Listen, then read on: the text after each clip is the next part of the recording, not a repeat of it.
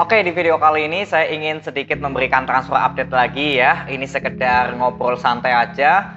Jadi ada beberapa info menarik ya mengenai transfer update. Kita mulai dulu dari Persib Bandung ya. Persib Bandung di sini mengenai gelandang serangnya ada Tirone Del Pino dan juga Levi Madinda.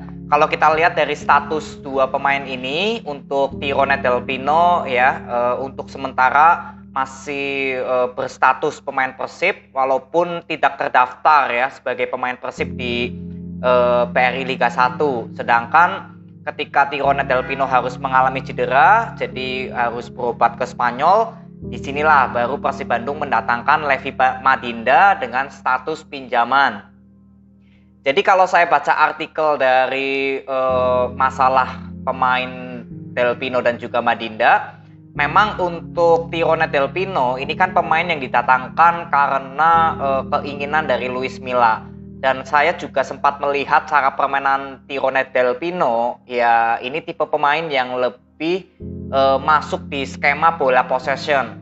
Sedangkan Levi Madinda semenjak ditangani oleh Hodak ya Persib Bandung, ya dengan skema permainan yang lebih cepat dari Hodak, memang terlihat kalau Levi Madinda ini sudah nyetel ya dengan permainan Persib. Nah pertanyaannya, apakah Tirone Del Pino jika nanti suatu saat gabung lagi dengan Persib, karena Levi Madinda harus kembali lagi ya karena status pinjaman, apakah Tirone Del Pino pasti gagal untuk beradaptasi dengan permainan cepatnya Hodak? Nah ini juga masih belum tentu ya, kita belum tahu apakah Del Pino bisa beradaptasi dengan permainan cepat Persib Bandung atau enggak. Tapi sejauh ini kalau saya lihat memang Del Pino ketika bermain untuk Persib ya dengan bola possession dari Luis Milla, ya kontribusinya masih kurang maksimal ya, adaptasinya boleh dikatakan masih kurang lama lah untuk bisa diberikan waktu ya. Jadi kalau saya bilang ya, kalau misalkan memang Tirone Del Pino akhirnya harus bergabung lagi dengan Persib karena Levi Madinda berstatus pinjaman, ya ini masih ada 50-50, bisa berhasil dan juga belum tentu berhasil.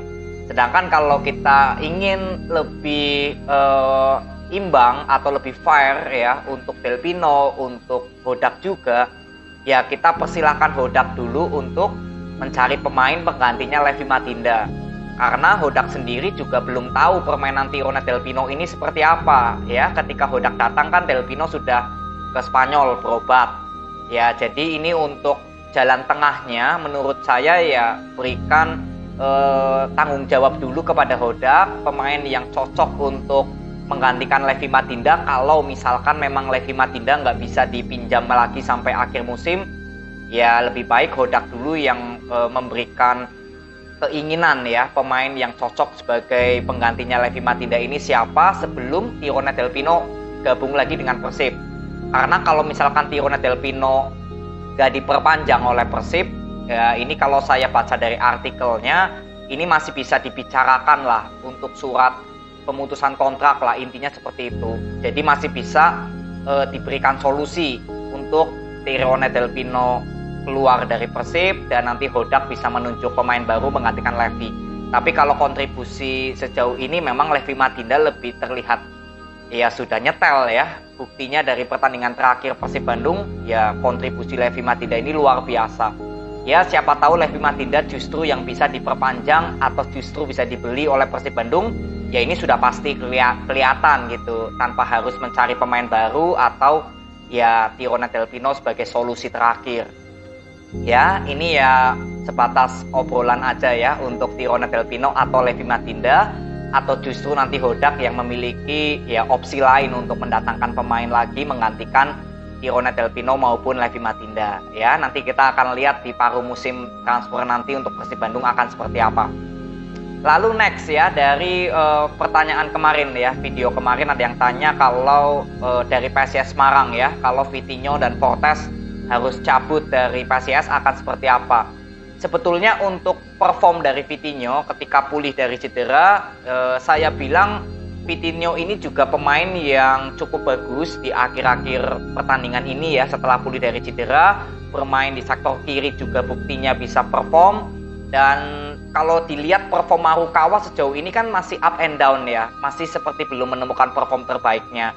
Ya sebetulnya kalau di jeda transfer paruh musim nanti ya saya bilang lebih baik mempertahankan dulu ya Vitinho, karena ya sejauh ini Vitinho juga bisa berkontribusi atau perform di sektor kiri ya, bisa menggantikan posisi Marukawa kalau lagi up and down.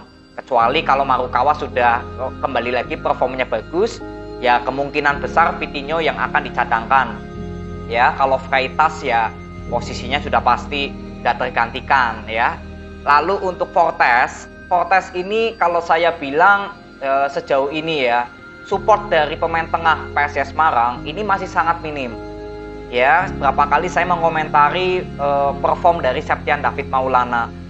Jadi kalau dibilang Fortes perlu dipertahankan atau tidak, kalau untuk setengah musim ini saya bilang lebih baik dipertahankan, asalkan support kepada Fortes lebih banyak lagi. Ya, karena Fortes sejauh ini kan sudah berapa kali bisa menciptakan gol dari kreativitas serangan. Tinggal di sektor tengah yang saya bilang support kepada Fortes masih minim. Jadi Fortes yang justru berapa kali terlihat sering menjemput bola. Nah, ini kalau untuk sementara ya lebih baik dipertahankan. Tapi kalau nanti di transfer untuk musim depan, nah ini bisa dipertimbangkan lagi ya. Ini juga ada rumor Fortes ditekati oleh PSS Sleman, sedangkan dari PSIS Semarang digosipkan mendekati Hoki Caraka ya. Ya ini masih sekedar rumor lah, kita masih akan lihat ya. Jadi kesimpulannya ya menurut saya untuk setengah musim ini ya lebih baik mempertahankan Fortes maupun Vitinho ya. Kalau untuk di transfer musim depan itu beda cerita lagi. Ya, jadi tergantung perform dari Vitinho dan juga Fortes nanti. Lalu next ya, dari Persik Kediri juga kemarin ada yang tanya perlu mendatangkan back baru gitu ya. Kalau dibilang memerlukan back baru ya jelas pasti, karena kalau dilihat pemain cadangan Persik Kediri di sektor pertahanan kan pemain inti kan Hamra dan Anderson, cadangannya Fafa, lalu Gunawan Dwi Cahyo, sisanya saya masih belum terlalu tahu lagi ya. Tapi intinya kalau dilihat dari bench pemain cadangan untuk lini belakang di tengah, memang Persik Kediri ya memang membutuhkan pengganti yang sepadan ya. Fafa yang justru berapa kali ya terakhir blunder itu ya, jadi performnya seperti langsung ngedrop gitu. Padahal kalau dinilai selama 90 menit ya Fafa sebetulnya masih bisa lah berkontribusi untuk pemain penggantinya Hamra atau Anderson. Tapi sisanya ini kan belum ada lagi yang sepadan dengan kualitas sebagai pemain pengganti. Ya menurut saya di jeda transfer setengah musim nanti ya memang Persik Kediri dibutuhkan pemain untuk bersaing lagi ya di lini tengah, di pertahanan. Ya kalau di pemain inti ya Anderson dan Hamra kan pernah terbukti di musim lalu bersama Tivaldo Alves jumlah kemasukan Persik Kediri juga cukup baik. Jadi sebetulnya kalau saya bilang kenapa lini belakang Persik Kediri sejauh ini rapuh gitu ya, atau mudah kemasukan, jarang clean sheet, ya sebetulnya kalau dinilai dari kualitas pemain gak juga gitu loh, tapi ya memang dari Rospite juga untuk membentuk pertahanan yang harus lebih solid.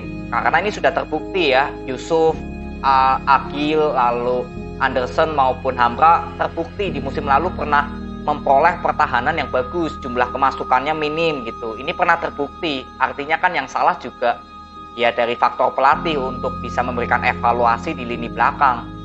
Ya, tapi kalau membutuhkan ya juga membutuhkan Persik Kediri untuk bersaing dengan Hamra, Fafa atau Anderson. Kalau Gunawan Dwi Cahyo ya ini kalau sudah darurat banget ya, kemungkinan Gunawan Dwi Cahyo baru diturunkan. Ya inilah yang saya bilang Persik Kediri juga memang membutuhkan pertahanan lagi ya di sektor belakangnya. Semoga di pertengahan musim nanti bisa didatangkan. Ya ini pertanyaan yang kemarin ada yang tanya. Lalu next ya dari Persija Jakarta, ini juga ada sedikit rumor untuk Lili Pali, MC Ran, Gustavo Tokantins ya, atau ada pemain lainnya lagi. Ya memang Persija Jakarta sangat membutuhkan sekali pemain depan atau pemain sayap ya untuk bersaing dengan Riko Simanjuntak maupun Rio Matsumura, karena kan sejauh ini yang selalu menjadi starting kan Riko dan Rio. Ya kalau salah satunya pahit-pahitnya dan mengalami cedera, ya ini akan tambah kesulitan lagi untuk penyerangan Persija. Karena sejauh ini dengan dimainkannya Riko dan Rio juga terbukti ya kalau Persija Jakarta untuk menciptakan peluang masih minim. Ya tentunya untuk pertengahan musim nanti ya ini juga rumor manajemen Persija atau Thomas Doll ya akan mendatangkan pemain lagi terutama untuk mengisi striker ya. Jadi untuk masa depan Marco Simic ini juga bisa menjadi evaluasi perlu diperpanjang atau enggak karena kontribusinya juga masih minim sekali ya Marco Simic.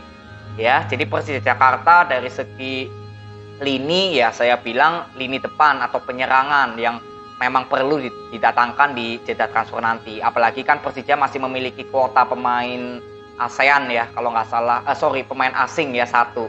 Ya, ini bisa dimanfaatkan juga. Ya, paling ini aja video mengenai transfer update ya. Kita untuk ngobrol-ngobrol aja, sharing-sharing secara santai. Nanti kita akan lihat di paruh musim setengah ini bagaimana. Ya, ini aja. Terima kasih. Semoga bermanfaat. See you.